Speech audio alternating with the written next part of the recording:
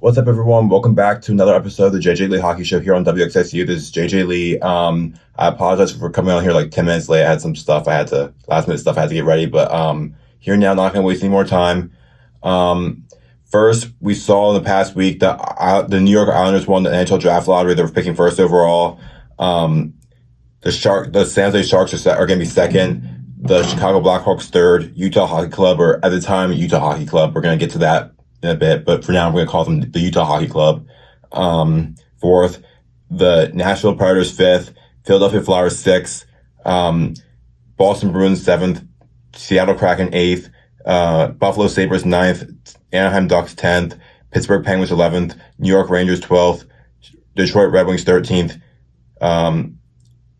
Columbus Blue Jackets 14th. Vancouver Canucks 15th. And Montreal Canadiens 16th via the Calgary Flames. So, obviously the Islanders had the 10th best odds, so they've jumped all the way up to first, to pick first overall. The Sharks had the best odds. They're still picking second. Then the Blackhawks third. Utah jumped from 14th to 4th, so that was a big jump for them as well. And then the Predators had the third best odds. They're picking fifth overall. So you had three teams in the top five that had the top three best odds teams are still picking top five overall, but you had two massive risers in Utah and New York. What was I going to say? Obviously, not too happy that Islanders got the first overall pick as a Caps fan, but I am glad I would prefer to see them have it than the teams like the Rangers or the Penguins, or even the Flyers, honestly. I think they probably go with Matthew Schaefer here. I mean, there's multiple options. Matthew Schaefer on defense. For forwards, they've got Michael Meza, James Higgins, who's kind of fallen down a little bit. Like he's still a good prospect, but it seems like now by this point it's more Meza or Schaefer who the debate is between the first overall pick. I do need to improve my knowledge on draft prospects. I'm pretty casual with them, honestly, but I do believe that Schaefer is considered the better overall player, but then it comes to do they want to draft by position, because they do have Noah Dobson, of course. Dobson didn't have his best year, so there's questions on if he'll be with the Islanders long term. So if they don't believe in Dobson, then obviously they probably do take Schaefer. If they do, though, that's where things get interesting. Do they still take the best available and likely Matthew Schaefer, or do they go with since they already have Dobson and put their faith in him, do they go with a forward in Meza or Higgins? So I think it'll be an interesting thing to see. There's no I don't think it's a clear-cut number one. Like last year, we knew Celebrini was going number one. Year before, we knew Bedard was going number one. However, then 2022, everyone thought Shane Wright for years, and that for several years. And then as we got closer and he started falling down, we kind of started to have, there became more question on who was first overall. It ended up being Yaroslav Slavkovsky. But, there was also speculation, maybe some people thought Logan Cooley or Simon Nemec. So, yeah, I think that this is going to be similar to 2022 a little bit, in the way that we won't really know who's going first overall until the pick's actually announced. But yeah, I definitely think it'll be between Meza, Schaefer, and Higgins, but who exactly it'll be, once again, I'm more of a fan of I'd say I'm personally more of a fan of drafting just the best available players, so I'd probably go with Matthew Schaefer here, but I could definitely understand if they want to trust Dobson and go with a forward, add to a forward, because they already have Cole Eiserman, so they could really add to their a forward, build a good line here if they get a guy like Meza or Higgins. But yeah, Islanders picking first overall. First time picking first overall since 2009. They picked John Tavares. Obviously, we know how that all went. Never really got anywhere with him, and then he leaves them for Toronto. So hopefully for them, the same thing doesn't happen at this. Whoever they pick here, that the person who they pick here will become their a franchise legend for them. I mean, Tavares technically is still a franchise legend, but no one's gonna want to remember him as a franchise legend. He's just because Islanders. He's like the most disliked player in New York and amongst the Islanders fans now. So, yeah, hopefully for them, whoever they pick the career with the Islanders goes better, but we'll have to wait and see, obviously. Next, it was reported by Alan Walsh that Marc-Andre Fleury will join the Canadian national team in the 2025 IHF World Championship.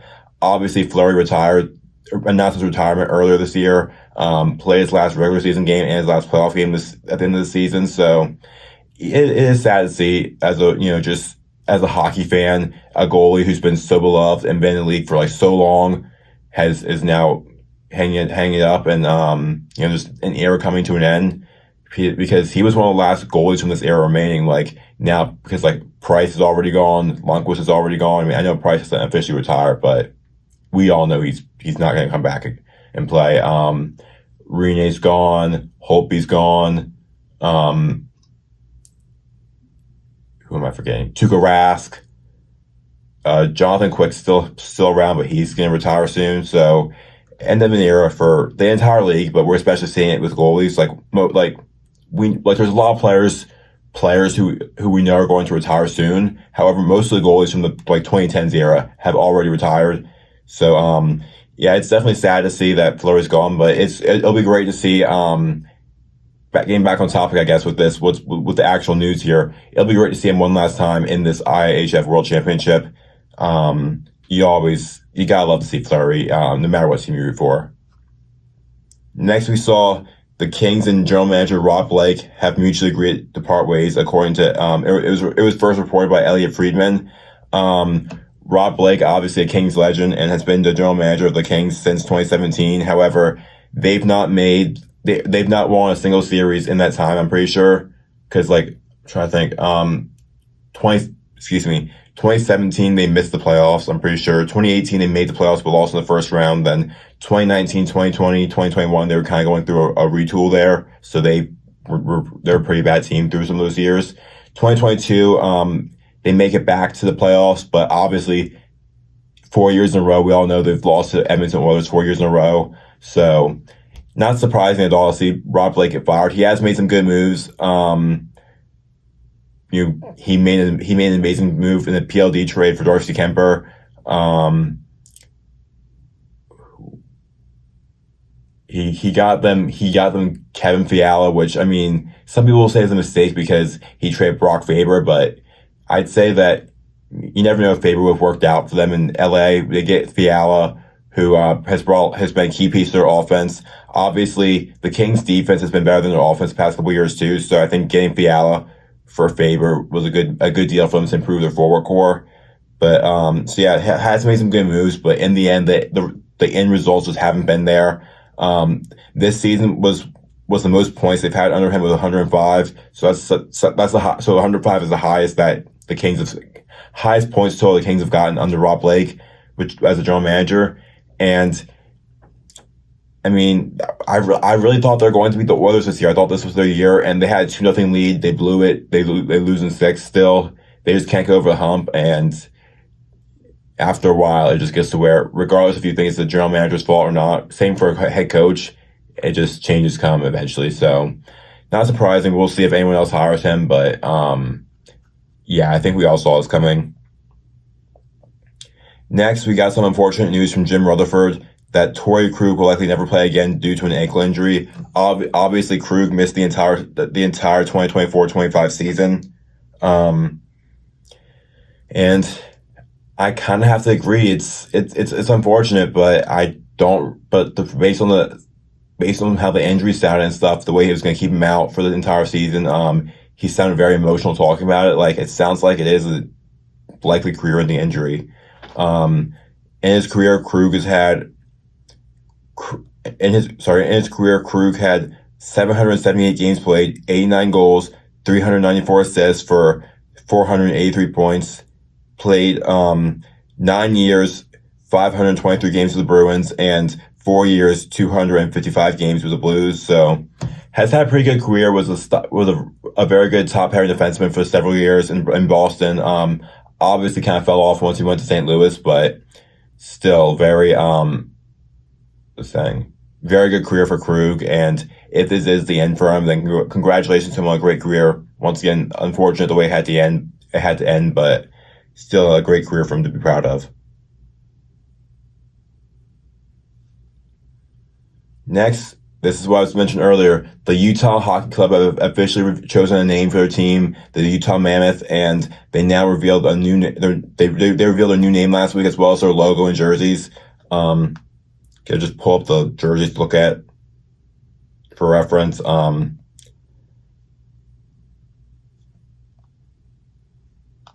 me see a good picture here. Yeah, so I really like the logo. Just it's obviously I think it shows the Mammoth very well. It's got the intimidating look to make the team look menacing. I think the black and blue that the Utah jerseys had this past year, just the regular Utah jerseys had, I think that still goes hard. I really like how they have the Utah State logo on as their shoulder patch. I think this jersey just looks clean. It doesn't overdo anything, but because like you've got the white stripe on the side with the two blue stripes or you've got the two blue stripes with the white stripe in the middle on both sleeves. I just think this home jersey looks really nice. Really, it's got it looks clean while having that like menacing look that you want for your home jersey, especially. And like I said, the logo, you can tell what it is, and it's got the menacing look that you want. As for the away jersey, the Utah jerseys are clean, but I kind of was hoping they put their actual logo on there, and then instead of reusing the regular Utah jersey. I mean, I know they put it on they put the logo as a shoulder patch, but I don't know.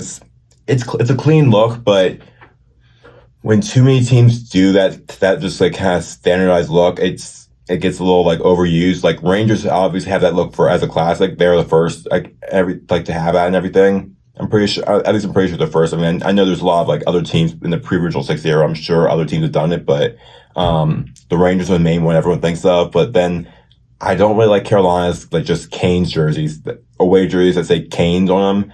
I thought it was better when they actually had their logo on the away jerseys. So not a bad look for Utah. I think these are cleaner than the Canes away jerseys. I think these look better than the Canes jerseys, but I was kind of hoping to see their actual logo on the front of the jersey.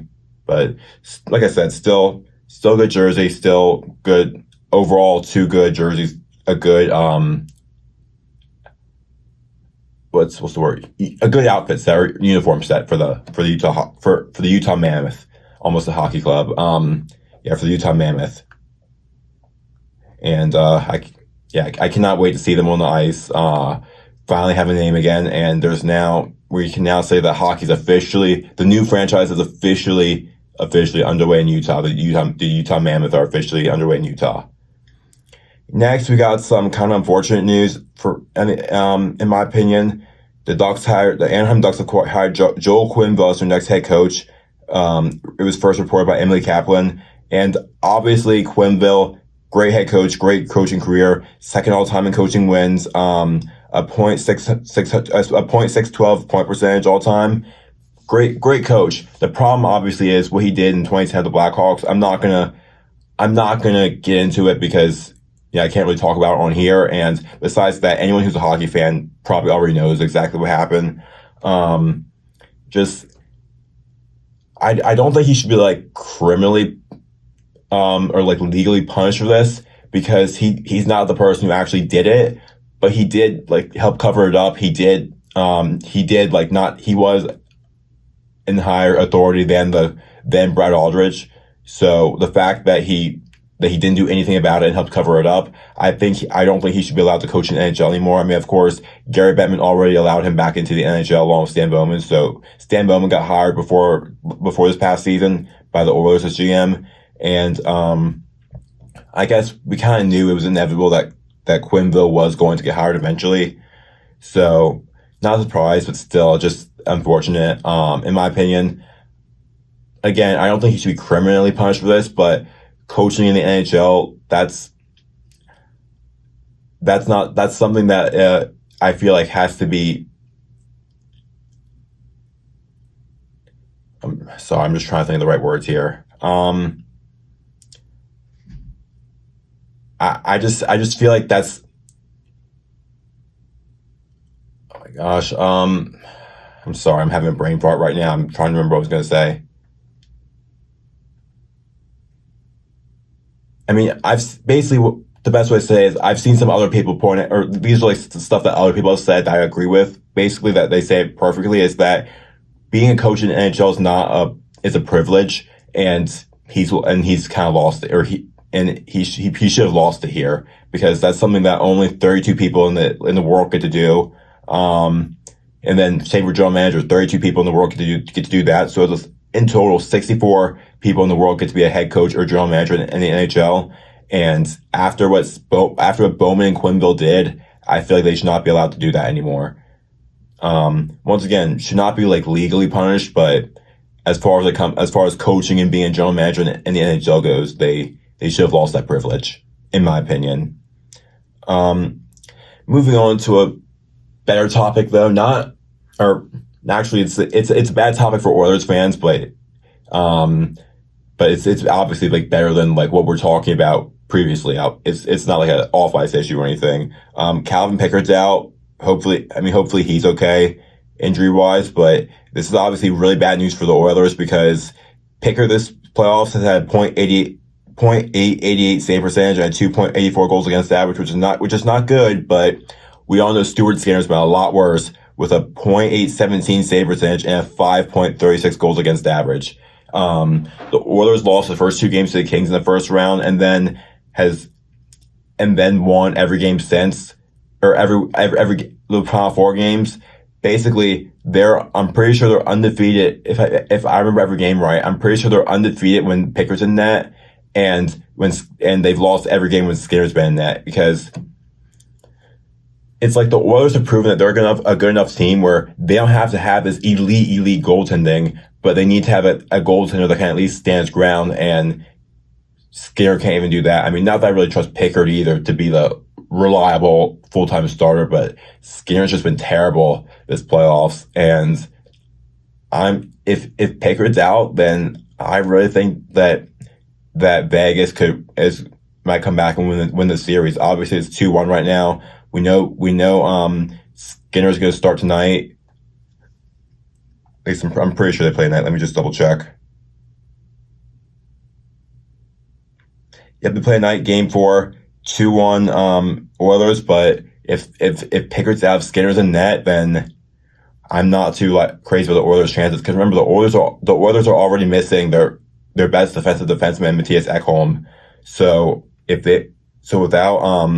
now that they have Skinner in net, he's just been such a liability. I have no faith in him, and I have no faith in the Oilers really when he's in net. Even if they win the series, if Pickard doesn't come back, if Skinner's the goalie the rest of the way, then I think they get destroyed by Dallas or Winnipeg, which Winnipeg has their struggles too with Hellebuck in net, but I would still trust Hellebuck in the playoffs over Skinner. So yeah, not good news for Edmonton. Hopefully Pickard's okay and he can come back as soon as possible, but not looking good right now. Next, we got a report from David Pagnotta that Artemi Panarin could be in trade talks this offseason. And a couple years ago, we were talking about this, how he's not living up to his contract. I mean, he's been a good player, but not living up to his contract. And Ranger fans want him traded, and it's like you couldn't trade him because he's making over $11 million a year, has been a top 5 highest paid player, and no one's going to want that contract. However, now he has just one more year left on that contract, and seeing him being traded is a lot more realistic than a couple years ago, because the Rangers will still have to retain a lot of salary, but it's much easier to do that, trade a contract that's a bad contract that has 1 year left, and the player is still pretty good, just not worth the money he's making. It's much easier to trade that type of contract with 1 year left than several years. Panarin this year had 37 goals, 52 assists for 89 points in 80 games played, 120 points last year, 92 the year before, which 120 points last year was a big bounce back season. I think he is closer to the player he was this year and the year before last year than the player he was last year. So basically a good player, but not worth being a top 5 or top 10 highest paid player in the league at over $11 million. But now that the contract has 1 year left, I think it might be a lot more realistic to see him get traded. So we'll see if the Rangers get any offers for him, what teams are willing to offer for him, what teams are interested in him. But it would be really interested to see if he can get traded this offseason because it's been a topic for several years. It's crazy how when he first got to New York in his first season in New York, and he was basically he was second in Hart voting that year. I'm pretty sure second or third. I know he was definitely a finalist. He was NHL Network named him the best winger in the league at the time. And I agree. I thought he was the best winger in the league in like 2020 and 2021. So he was just absolutely phenomenal. And then he had some like rough years the following couple years, couldn't show up in the playoffs, and Ranger fans have completely turned against him, it seems like. Because even last year with 120 points, he was still disappointing in the playoffs. It's like, he wasn't bad, but you expected a lot more from him, and I think it's clear that he's not really a playoff performer for the Rangers, and now that their future's uncertain, if they can get a deal for him, they might as well trade him. Moving forward, Brock Nelson will likely leave Colorado this offseason, according to The Athletic, which we knew that when they traded for him. I forgot to look up who they traded, exactly what the trade was again. I remember it was like a pick and a prospect, but let me double check.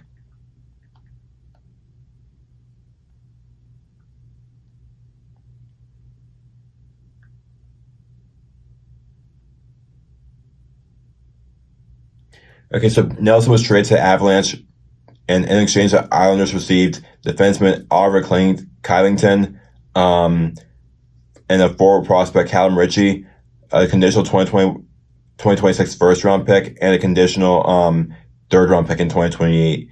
So obviously Colorado gave up a decent amount to get him, and we knew he was probably going to be a rental. It didn't work out for Colorado. They lost in the first round, but that is kind of the risk you take at the trade deadline. And that's my thing. Like, a lot of people look back at trades made at the trade deadline, and people are like, oh, the team that received like the good player and stuff, they lost so much. They didn't go anywhere in the playoffs, and then the player left that offseason. But you have to remember, every team is kind of taking a gamble at the trade deadline. They're giving up assets knowing they're taking a huge risk, but we have to remember, in the time, if they really think they can win the Stanley Cup, then it's worth it, which I know the Avalanche lost in the first round, but they're playing a great opponent in Dallas. We knew that like both teams were considered like legit cup contenders, but only one can make it past the first round. So unfortunate for Colorado, but we kind of knew like I said, that he wasn't going to come back after this season. This in the regular season with Colorado, he had 19 games played, 6 goals, 7 assists for 13 points. So was a pretty good second or third lines. Actually, I wouldn't say, no, it's not third line, second line center for Colorado. And then in the playoffs, had 4 assists for 4 points in 7 games. So a little quiet in the playoffs, had 4 assists, but no goals or anything. But still, it was going to be a good asset for Colorado if they're going to go deep in the playoffs. Didn't happen, and just one of those trades that didn't really work out for them, I guess. Next, we got the news that Rick Tocchet will listen to teams such as the Bruins, Kraken, Kings, and Penguins, according to Rick Dhaliwal, I think is how you pronounce it. The Athletic reports something on this too, I'm pretty sure. It's the crazy thing about this is that Tocchet did not get fired from Vancouver. He did not want to stay there because, I mean, you can't really blame him because the atmosphere in Vancouver clearly is not very good right now. Toxic locker room. The team has completely fell apart after what looked like a promising future last year. They're now kind of stuck in the middle once again, and just not a good head coach, not a good option for anyone to be a head coach. But the fact that now he's listening to teams that are also kind of going to be mid, I think just goes to show how bad it was in Vancouver. Like the Kraken and Penguins, I don't expect to be good for I think they're going to be mid for several years. Bruins might be able to retool a little bit, but them, the Kings are definitely the best options for him. But I think the fact that they say he's willing to listen to every team pretty much out there, and it just goes to show how much he just wanted to get out of Vancouver. Moving on, it says here that, we got news that the New York Islanders have links, or that Jarmo Kekalainen, Mark Bergevin, and Ken Holland have been linked to the New York Islanders general manager vacancy, and this was reported by Elliot Friedman, and I mean both haven't had a job in a couple years now, or I think Holland was fired last year, but either way, as a Caps fan who does not like the Islanders, I am begging that they hire Ken Holland because I think he's a terrible general manager. We saw what we did in Edmonton. Never really went and got a good goalie. Traded for Duncan Keith. Traded like a young prospect or a promising young player in Caleb Jones and a third round picking for Duncan Keith, a washed Duncan Keith at the time. Obviously Caleb Jones never really turned out to do anything, but still at the time a terrible trade. Gave some terrible contracts to guys like Darnell Nurse, Cody Ceci, Tyson Barrie, which they were able to trade those guys, but at the time it was terrible moves. And yeah, I would love to see the Islanders hire him just because I know what he's going to do in the Islanders. So we'll see who they hire. Obviously, they fired Lou Lamoriello, who's not good for them either. But I'm not sure any of these guys are really going to be like huge upgrades over Lou Lamoriello. Next, we got the news that actually, I'm going to take a sip of water real quick.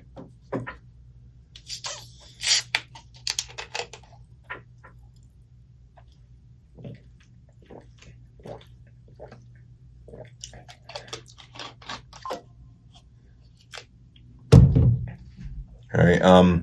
Next, we got the news that a lot of people believe that Kirill Kaprizov could become the highest paid player in the NHL on his next contract, according to Elliot Friedman. And I gotta say, he deserves it, honestly. He's quiet, I guess, semi-quietly been one of the biggest superstars in the league the past couple of years. Like, I think everyone knows he's a good player, but I think he is kind of underrated in a way that people don't truly see. Not everyone sees him as like the superstar that he is. Like, I'd say he proved to be a top 10 player in the league this year. This season he got injured, missed a lot of games, but if he had played his full season, I think he would have won the Hart for league MVP. He was my Hart pick before the season, and once again, I think him getting injured was the only reason he's not going to win it. This year in 2024-25, 41 games played, 25 goals, 31 assists for 56 points. In the playoffs, had 5 goals and 4 assists for 9 points in 6 games. By far, Minnesota's best and most valuable player. 2023-24, 75 games played, 46 goals, 50 assists for 96 points. 2022-23, 67 games played, 40 goals, 35 assists for 75 points. So 75 points for him was a down year. And keep in mind, he only played 67 games, so that was still over a point per game for him, and that was one of his weaker years. 2021-22, 81 games played, 47 goals, 61 assists for 108 points. And then 2021, his rookie year, 55 games played, 27 goals, 24 assists for 51 points. And I know that he did come to the NHL late. Was drafted in 2015, didn't come till 2021, but just still an amazing year for him, rookie year. We knew he was going to be a superstar, and he's not disappointed. I think that if he becomes the highest paid player, he well deserves it. Obviously not better than guys like McDavid or McKinnon, but their contract was signed at different earlier on. Or McDavid will be eligible to sign an extension July 1st, I'm pretty sure. So we'll see what he gets. Probably will be more than Kaprizov on this contract, but it would not surprise me at all to see Kaprizov become the highest paid player in the league, because he is a legit superstar, top 10 player in my opinion.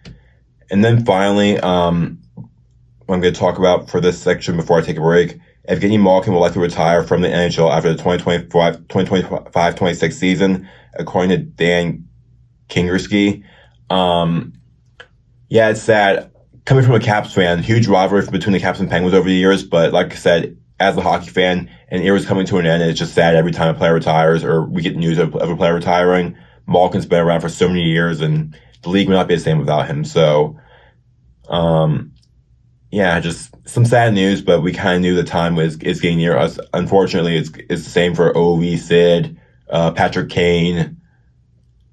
It's just, I'm trying to think who else. Stamkos, Kopitar, like basically everyone from that 2010s era, every star is getting to where they're close to retirement. So, we'll see what Malkin fully decides to do, like, I guess at the end of next season, but I kind of think the fact that he's like, he has this idea already, and given his age, I think he'll be 40, so I think he probably will retire after next year. So, yeah, I'm gonna take a break now for a few minutes. I'll come back, talk a little bit about the playoffs, and yeah, play some music for a few minutes.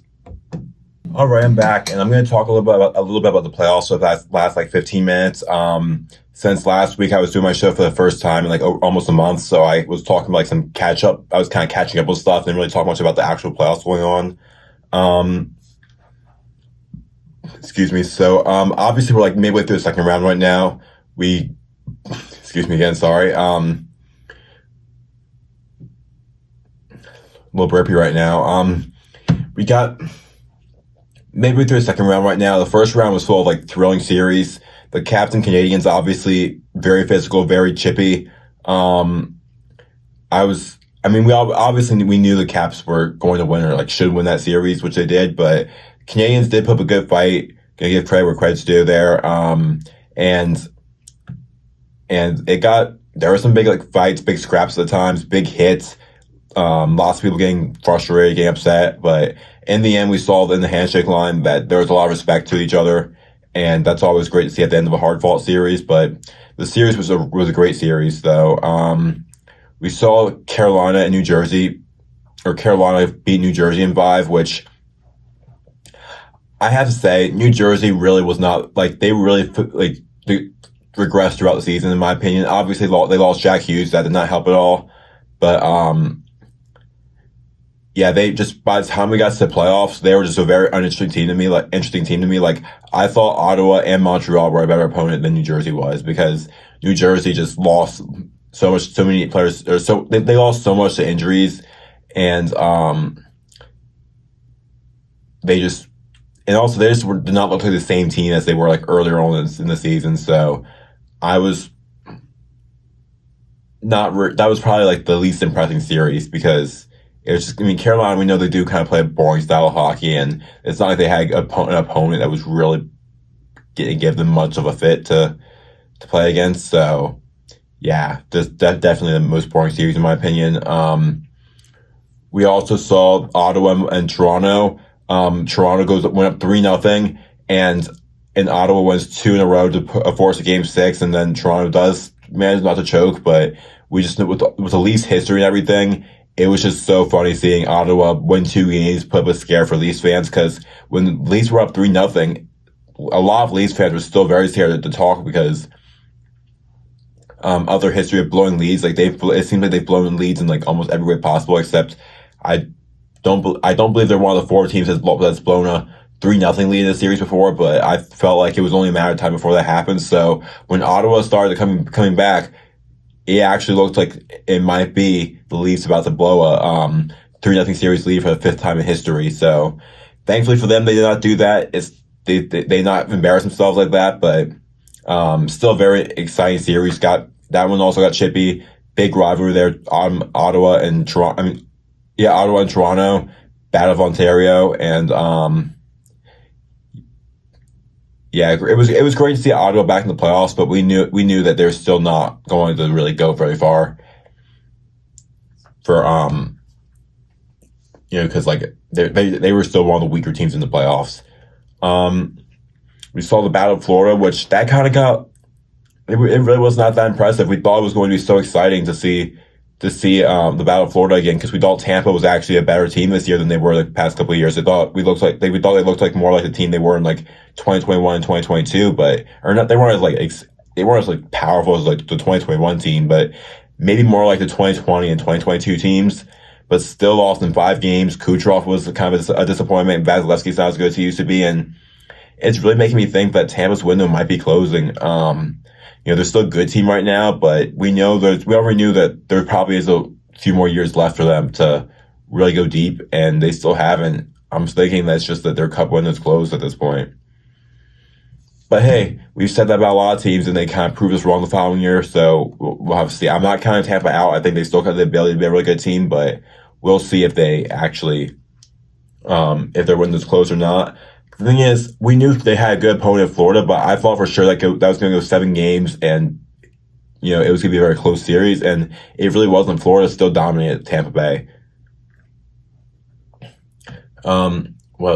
What series was it? I'm going to talk about the Central last because that had the most exciting set series there.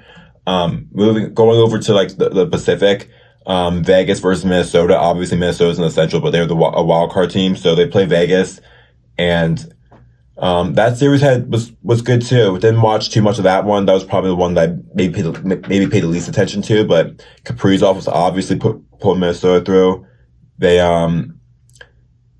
Vegas won game 1, then Minnesota won 2 in a row, so they did make it interesting at times, but I think we knew Vegas was a superior team. Minnesota, though, I think is going to go hard in the offseason because they finally get the money from the Parise and Studer buyouts off their books, so they'll have a lot of like $14 million in cap space freed up. That's the thing. They've been such a great team the past couple of years with $14 million in cap space tied up to those buyouts. Basically just dead cap there. So I'm expecting Minnesota to do a lot this offseason, be a dangerous team next year, and hopefully for them that it actually works out for them. Edmonton and LA, I kind of already talked about that with the Rob Blake firing. Just crazy how LA can't get over the hump, can't get it done against Edmonton. Edmonton still LA still had a 2-0 lead. Edmonton came back and still managed to find a way to beat them. And then finally, I said I would get the State Central for last.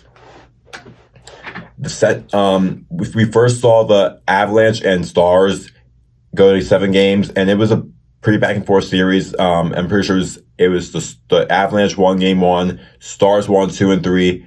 Avalanche, I want to say, won game 4, Stars game 5, Avalanche game 6, and then obviously the Stars won game 7. Mikko Rantanen was a story here against his former team. Obviously, was pretty upset he got traded in the middle of the season. Goes to Carolina, doesn't really find a fit there. So then he gets traded again to Dallas. And we thought at first maybe he was a little slower, but he really picked up once we got to the playoffs. He had, I forget exactly what he did. He had like back-to-back hat tricks going from game 7 of the first round to game 1 of the second round, and then did something else in the second game too. I just can't remember off the top of my head right now, but bottom line, he's been on an absolute roll, and getting a third period hat trick against his former team like that traded him earlier in the season was just such a great way to end it. Obviously, something hard to take for Colorado, but Rantanen's now leading the entire league in points in the playoffs with 18 and 18 points in 10 games. He has 9 goals and 9 assists. He has 1 less goal than games played in the playoffs. So absolutely phenomenal for Rantanen. Good for him. Colorado, on the other hand, I thought they were the better team for a lot of the series, but some of their players like Makar really did not show up. And Makar, I think, is still a great player, but we thought a couple of years ago he was going to be this like next generational defenseman, or he is still like, I think, the defenseman of this generation, but like we thought it was going to be like maybe a top 5 defenseman all time, and I'm not sure he'll be that now. The past couple of years have been a little concerning as far as that goes. Still a great player, but I'm not sure he'll be like this one of the greatest like top 5 defensemen ever. And then of course, St. Louis and Winnipeg, thrilling finish to that game. It was 3-1 St. Louis, I'm pretty sure. And because I was watching this one, I just forget exactly if it was like 4-2 or 3-1. I know it was a 2-goal lead, and it looked for sure like St. Louis was carrying it home until Winnipeg started turning up the pressure, and got a little nerve-wracking for St. Louis, but still thought they were going to pull through. Winnipeg gets one with, I believe, I'm just trying to do this all off memory right now. I believe Winnipeg scored with like a minute 30 left and became a bit more of a nail biter for St. Louis. And then they scored with like a few seconds left in regulation again to force overtime. And then obviously the game went to double overtime, and Winnipeg won in double overtime. It was a deflection. Lowry deflected Neil Pionk's shot into the net, and it doesn't get much better than that. That's definitely going to be one of the greatest Game 7s of all time. I still just can't believe the Blues blew that right there. But it's playoff hockey. That's what makes playoff hockey so exciting. Just two thrilling games, Game 7s in the Central Division between the Colorado Avalanche and the Dallas Stars, and then the St. Louis Blues and Winnipeg Jets. Now in round two, the Leafs had a 2-0 lead on the Panthers. Panthers have tied it now, and I'm really thinking the Panthers are going to win the series now. It's just the Leafs are. I'm not a guy who likes to look at like superstitions and stuff, but the Leafs just or like history and everything. But the Leafs just have something about them that can't get them done in the playoffs. Even when they've made the second round, which has now been twice in the past 3 years, they still got pretty much destroyed pretty badly by Florida in 2023. Like, it was almost a sweep. They managed to win Game 4, but then lost Game 5. And then now this year they've now blown a 2-0 lead to Florida. Or not like fully blown it yet, but it's now tied. And Florida, I think, could very easily take the lead. So that series has turned out to be amazing. You got the very far again. You've got the Jets and Stars. Stars obviously leading 2-1. I have the Stars winning. I think they're just more built for the playoffs. That's why I'm not really following as closely, but except for hearing that Ranson's been doing absolutely amazing. But Hellebuck just can't seem to be the same goalie in the playoffs as he is in the regular season, and I have a lot more faith in Dallas right now than Winnipeg. Then you have Vegas and Edmonton. Obviously, Edmonton took the 2-0 lead. We thought they were going to walk away with it, but then Picker gets hurt. Skinner comes in. Vegas wins Game 3, and I really think they're going to win Game 4. Like I said, I have no faith in Skinner. I talked about this with the Pickard injury already, but Skinner just really doesn't. I mean, I just have a lot of concerns over Skinner right now being in net. And then finally, the one that I've been following the closest, obviously, the Caps Hurricanes. Caps had pretty embarrassing Game 1. I know it went to overtime it was just 2-1, but Thompson really kept them in that game. The scoring chance were not close. Carolina controlled the puck much better. Puck possession, passing, defense too. It was pretty embarrassing to watch as a Caps fan, or painful to watch as a Caps fan. Caps won Game 2, pretty good. You could just tell they were a different team. First period, they still kind of shaky, and you could just tell some of us in the locker room. They came out and won a huge. What was the score again? Let me check. Of Game 2, yeah, 3-1. So obviously there was an empty net, but like Tom Wilson was absolutely amazing that game, blocking shots, just setting a tone with hitting and stuff. Thompson has been great too for the Caps. Unfortunately, though, 2 nights ago in Game 3, they lose 4-0. So the Caps lose 4-0 to the Hurricanes. I thought the Caps were the better team in the first period, getting chances and stuff, but they couldn't convert on their chances. And my dad and I've had conversations. That's always very concerning, because when your team can't convert on their chances, eventually the other team's going to convert and now break through the momentum. And that's kind of what happened. The Caps couldn't convert on their chances. Eventually Carolina scores, breaks through, and then they gain the momentum, and it was kind of over from there. I'm not trying to make excuse for the Caps. I'm just saying, I think that's how they lost the game, is they couldn't convert when they had chances. And when Carolina got the momentum, they were just on a roll, and there was no recovering there. So Game 4 tonight, I'd say, is a must win. Of course, it wouldn't be over yet. It would be 3-1, and it's very hard to come back when you're down 3-1, especially against a Carolina team that really rolls off of momentum. So I'd say tonight's a must win. Really have my fingers crossed here, but yeah, I definitely want to see more from Ovechkin and Karlsson. They've both been very quiet this series. Karlsson did not have a great game